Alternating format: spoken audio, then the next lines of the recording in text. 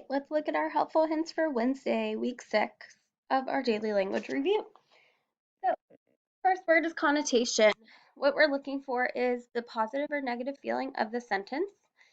Um, so, what you need to do is figure out if the sentence is positive or negative, then choose the correct word that fits, that feeling. So, my what book bag fell apart after 3 weeks. Well, imagine your book bag fell apart. You're not happy about it, right? So, is this a positive or negative experience? Then decide, is cheap positive or negative? Is inexpensive positive or negative? Then choose your correct answer. Number 2, we're identifying the figures of speech, which is figurative language, and we just learned that. So, the Olympic swimmer drowned while on vacation. Is that simile, comparing two things using like or as?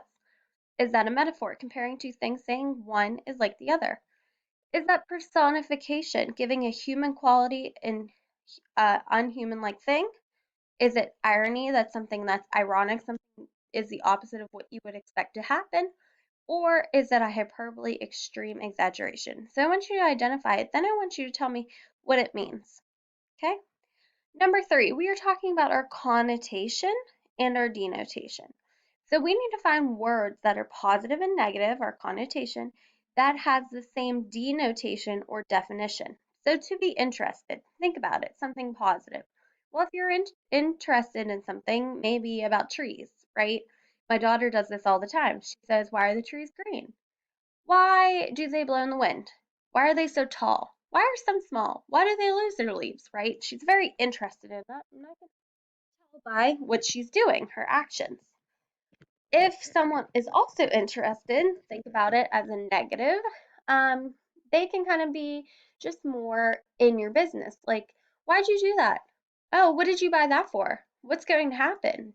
How's your sister? What's your sister doing? They're asking a lot of information about you. So think about it. What is a positive word that means to be interested and a negative word that means to be interested?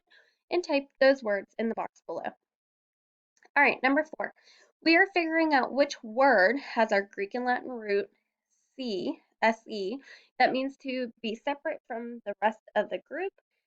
And think about it, that's something that happens in history. We've seen it repeat multiple times where people are separated. So our word should start with se, and you should be able to type your word in the box. And number 5, you're choosing the same word as prosper. So if you're prosperous, you're doing very well.